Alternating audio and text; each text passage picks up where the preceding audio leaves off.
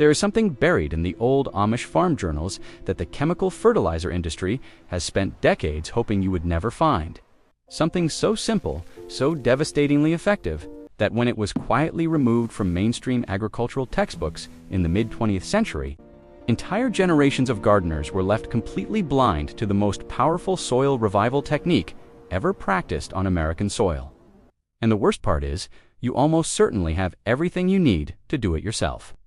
Sitting right in your backyard at this very moment, I want you to stay with me here, because what we are about to explore together is not some trendy gardening hack cooked up by a social media influencer who has never touched real earth. This is a practice with roots so deep they reach back through the Amish settlements of Pennsylvania and Ohio, through the colonial farmsteads of the 1800s, and all the way back to the agrarian wisdom of ancient civilizations who understood something fundamental about soil that our modern world has deliberately forgotten. Now, before we go any further, I want to be clear about something important. Everything we explore in this video is based on historical practice, ancestral tradition, and publicly documented agricultural history. This channel is dedicated to education and the preservation of forgotten knowledge. And nothing here should be taken as professional, agricultural, medical, or scientific advice for your specific situation. Always consult with a qualified soil specialist, horticulturist, or agricultural extension service before making significant changes to your garden or land management practices. With that said, let us pull back the curtain on what the synthetic fertilizer corporations, the commercial nursery chains, and the industrialized agriculture lobby have worked very hard to keep you from rediscovering, because they built a $100 billion industry on the exact problem that this one ancient soil trick solves for free, and they cannot afford for you to remember it. Now, here is what I am going to show you today. By the time this video ends, you are going to know the complete step-by-step process behind what researchers and old Amish farming families simply called the soil revival method. A specific preparation technique using a single organic material that, when applied correctly, can transform compacted, lifeless, depleted dirt into rich living, deeply nourished soil in a matter of days, not weeks, not a full growing season. Days. I am going to walk you through exactly what this material is, where it comes from, how the old families prepared it, the precise proportions they used, and how you can replicate the entire process in your own backyard today without spending a single dollar at a garden center. This is the part that the industry does not want going viral. So do me a favor right now and make sure you hit that subscribe button, because we post new videos every single week uncovering the forgotten knowledge of our ancestors, the practical wisdom that built this country and that the modern world has quietly tried to erase. Let us dig in to understand why this soil trick is so powerful. You first have to travel back in your mind to the winter of 1812, to the frost-hardened farmlands of Lancaster County, Pennsylvania, where a community of Amish farmers faced something that would have destroyed any ordinary agricultural operation. 3 consecutive years of drought, followed by a brutal flooding season, had left the soil across hundreds of acres completely dead. Not figuratively dead, literally dead, as in compacted to the hardness of fired clay, stripped of its microbial life, bleached of its organic matter, and completely unable to support root growth of any meaningful kind. The surrounding English-speaking farming communities were in a state of quiet panic. Seed catalogs from that era, preserved in the archives of the Pennsylvania State Agricultural Society, describe the conditions as among the worst soil degradation events recorded in the region's history, with yields collapsing to less than 10% of normal capacity. But something remarkable happened in the Amish settlements. While their neighbors watched crops fail for a 4th straight season, the Amish farmers began producing yields that were not just adequate but extraordinary. Harvests so abundant that their neighbors began quietly crossing property lines to ask what in God's name they were doing differently. The answer, passed down in handwritten German dialect farm journals that would not be translated and studied by agricultural historians until the 1970s, was a single preparatory soil treatment, a process involving charred organic material, specifically wood that had been burned in a very particular way, and then prepared through a specific aging and activation process before being worked into the depleted earth. This was not accidental knowledge. The elder Amish farmers had inherited this practice from their forebears in Europe, who had themselves preserved it from even older sources. Farmers and herbalists who had watched this technique revive exhausted soil across centuries of agricultural hardship. It was knowledge forged in desperation and refined across generations, and it worked with a consistency that bordered on miraculous by the standards of 19th century farming. The reason the modern agricultural industry worked so hard to bury this knowledge is devastatingly simple. You cannot patent charcoal. You cannot sell it to a farmer for $80 a bag when they can make it themselves from the fallen branches in their own woodlot. Now let us talk about what this material actually looks and feels like. Because the moment you understand its physical characteristics, you are going to realize that you have walked past it, stepped over it, and possibly swept it out of your fire pit dozens of times without ever knowing what you were holding. The material at the center of this technique is biochar, but not the commercially processed, industrially produced product you might occasionally see in modern garden centers. What we are talking about is a specific form of it, produced through a oxygen burn process that the old families conducted in earthen mounds or tightly covered iron vessels, a process that preserves a very particular internal structure within the carbon that is the entire secret to why this works. When you hold a piece of properly made ancestral biochar in your hand, the first thing you notice is how extraordinarily light it is for its size. It has an almost hollow quality, like holding a piece of dark, rigid foam. The color is a deep matte, non-reflective black. Not the shiny black of fresh charcoal from a chimney, but a softer, more porous black that seems to absorb light rather than reflect it. When you press your thumbnail gently against its surface, it gives slightly. And if you look at a broken edge under good natural light, you can actually see the cellular structure of the original wood preserved inside it. Tiny channels and chambers running through the material like a microscopic honeycomb. The smell is another giveaway. Fresh commercial charcoal has a sharp, acrid quality. Properly aged and prepared ancestral biochar smells almost earthy. A faint smokiness underneath what can only be described as the smell of deep forest floor after a long rain. When you crumble a piece between your fingers, and you will want to do this gently because it breaks apart into a fine silky powder. That powder stains your skin a cool, flat black and feels almost talc-like in texture. That powder is what the old Amish farmers were working into their ruined soil by the careful, methodical bushel. And when you first mix it into dead, pale, compacted earth, the visual transformation is immediate and almost startling, the soil shifting from a dull, lifeless gray-brown to a deep, rich, almost chocolate darkness that tells you even before a single seed is planted that something fundamental has changed in the chemistry and biology of what is happening beneath your feet. Now, here is where the story gets genuinely fascinating, because when modern soil scientists finally began studying what the Amish elders had been doing for 2 centuries, what they found in their laboratories did not just confirm the old wisdom. It shattered some of the most fundamental assumptions that 20th century agricultural chemistry had been built upon. The key to understanding why ancestral biochar works the way it does lies in something called the cation exchange capacity of soil, a term that sounds intimidatingly technical but describes something beautifully simple once you see it clearly. Think of your soil as a city and think of the nutrients that plants need: nitrogen, phosphorus, potassium, calcium, magnesium. As the citizens of that city, in dead, depleted, compacted soil, that city has no infrastructure, no roads, no buildings, no places for those citizens to live, gather, or work. Nutrients that enter the soil through rain or organic decomposition simply pass straight through it, washing down below the root zone where plants can never reach them, and this is the silent catastrophe happening in millions of gardens right now. What the porous honeycomb structure of properly prepared biochar does is essentially build that infrastructure overnight.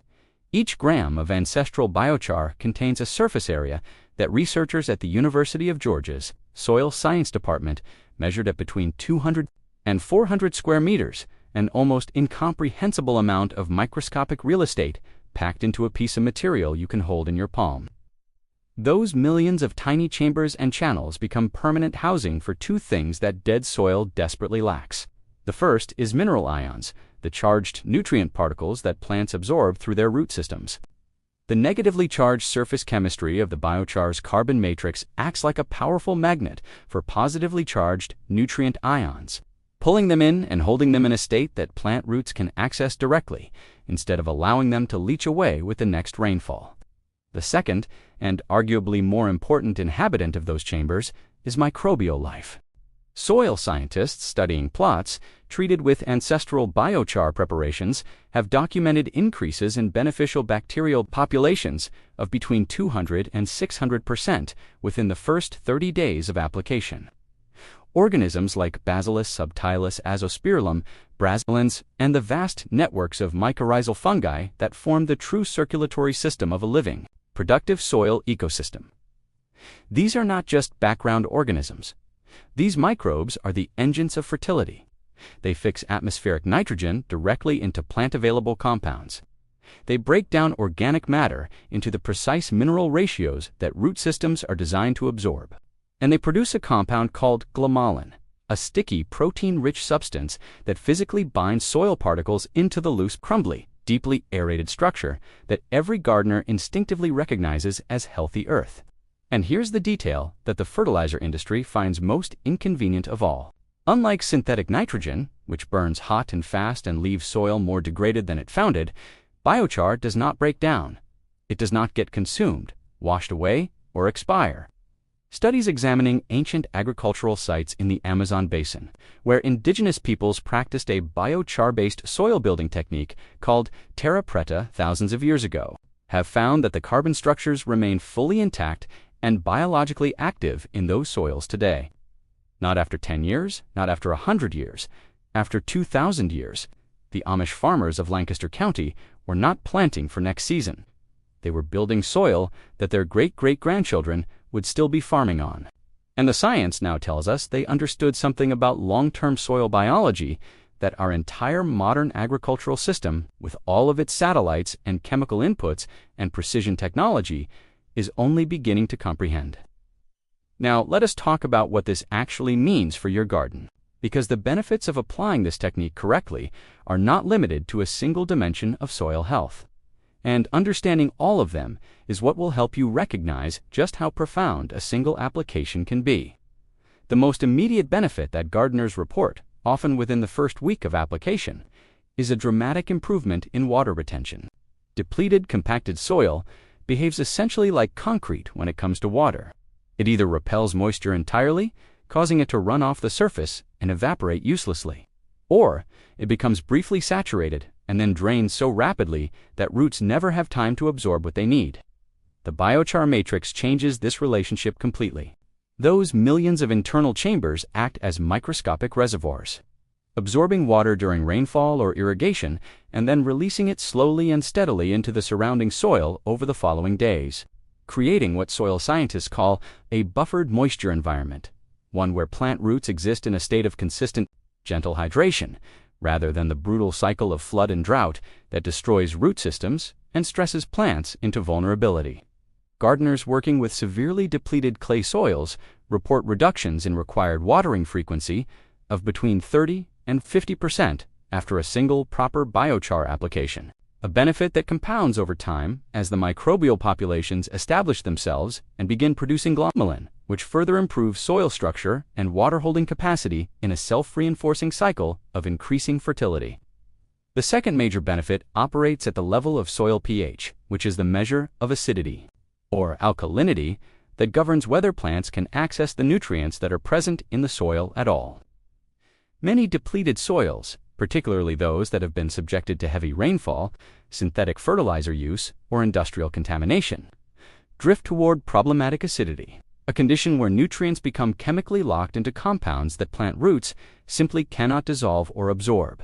The alkaline mineral content of properly prepared biochar, which retains calcium, potassium, and magnesium oxides from the original organic material in concentrations that vary based on the source wood used, acts as a gentle, slow-release pH buffer, gradually nudging acidic soil back toward the neutral to slightly alkaline range where the broadest spectrum of nutrients becomes plant available. This is not a violent chemical correction of the kind that agricultural lime produces, which can overshoot its target and create new imbalances. This is a slow, intelligent, self-regulating adjustment that mirrors the natural processes by which old-growth forest soils maintain their remarkable fertility across centuries without any human intervention whatsoever. The third benefit is perhaps the one that would have resonated most deeply with the Amish farmers who relied on this technique through the hardships of the 19th century. Biochar-treated soils demonstrate a measurably increased resistance to the kind of catastrophic fertility collapse that occurs during extreme weather events, the droughts, the flooding seasons, the late frosts that stripped the life from Lancaster County farmland in those desperate years of the early 1800s. Because the nutrients are held within the biochar matrix rather than dissolved freely in the soil water, they are not carried away by flood or leaching rain. Because the microbial populations are housed in physical structures within the biochar rather than existing exposed in the open soil.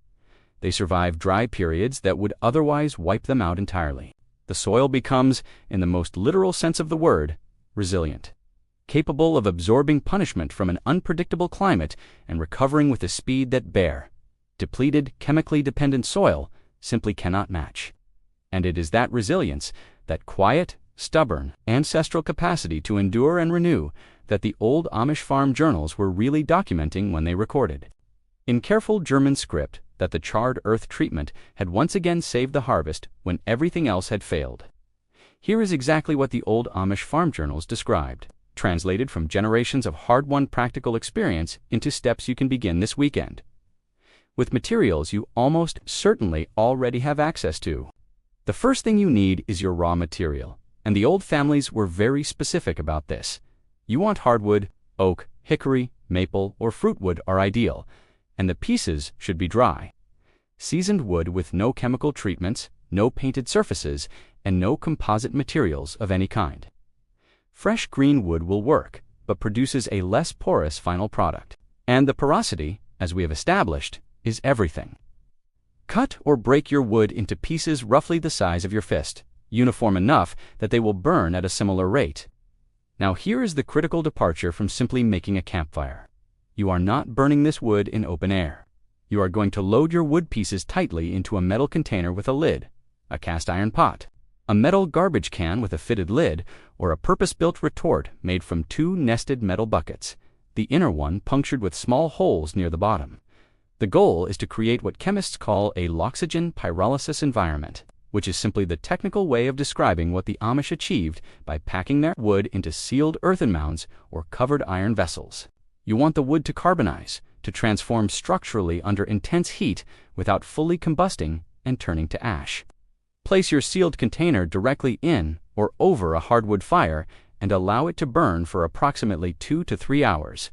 You will know the process is working because gases escaping through any small gaps in your container's lid will burn off as small visible flames. And as those flames diminish and finally disappear, you will know that the pyrolysis inside is complete. Allow the container to cool completely, and this step is not optional. Opening a hot biochar container exposes the material to oxygen before it has stabilized and can cause it to continue burning and reduce your carefully made biochar to useless ash. When you open the cooled container, you should find dense, solid, matte black pieces that hold the shape of the original wood perfectly but have lost roughly 60 to 70% of their original weight. That dramatic weight loss is your confirmation that the cellular structure has been properly transformed. Now crush your biochar into pieces no larger than a marble. And for the finest application, work portions of it into a powder using a flat stone or a rubber mallet on a hard surface. Before this biochar goes anywhere near your soil, you must charge it. This is the step that most modern biochar guides skip entirely. And it is the step that separates the ancestral method from its pale commercial imitation. Raw, uncharged biochar will actually temporarily draw nutrients out of your soil as its vast, empty surface area seeks to fill itself, creating a brief but real deficit that can stress plants. The old families knew this intuitively, and they charged their biochar by soaking it for a minimum of 2 weeks in a mixture of aged compost tea, diluted aged animal manure, or simply the liquid runoff collected beneath an active compost pile. The biochar absorbs this nutrient-rich liquid into every one of those millions of microscopic chambers, arriving in your soil already loaded with the microbial life and mineral nutrition that it will then hold and slowly release over years. When your charged biochar is ready, work it into your garden bed at a rate of approximately 1 to 2 inches of biochar mixed thoroughly into the top 6 to 8 inches of soil. Use a garden fork rather than a tiller if possible. because the old farmers understood that the physical structure of soil is itself a resource. And aggressive mechanical tilling destroys the fungal networks that the biochar is about to help rebuild. Water the amended bed deeply after application. Then step back and give the microbial communities 48 to 72 hours to begin establishing themselves.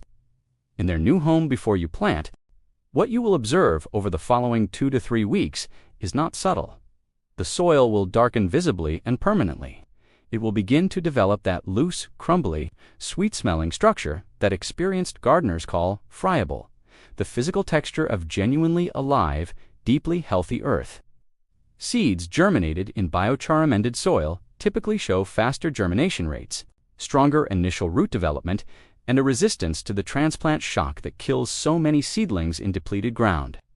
And unlike every synthetic product you have ever poured onto your garden, this amendment does not need to be reapplied next season, or the season after that, or the season after that. You have not fertilized your soil. You have rebuilt it. There is something quietly radical about standing in your own backyard holding a piece of charred wood that you made yourself. Knowing that the knowledge in your hands is older than the country you are standing in, that it fed families through winters that would have broken the modern supply chain entirely, and that it works today with exactly the same stubborn, elegant effectiveness that it worked 2 centuries ago, the synthetic fertilizer industry built its empire on one foundational assumption: that you needed them, that the soil beneath your feet was a problem only their chemistry could solve, that the accumulated wisdom of 10,000 seasons of farming was less valuable than a bag of manufactured powder with a brand name on the label. What the old Amish farm journals tell us, and what the soil scientists are now confirming in their laboratories, is that this assumption was never true. It was a story told for profit, and you were never meant to hear the other one. But now you have, and that changes something.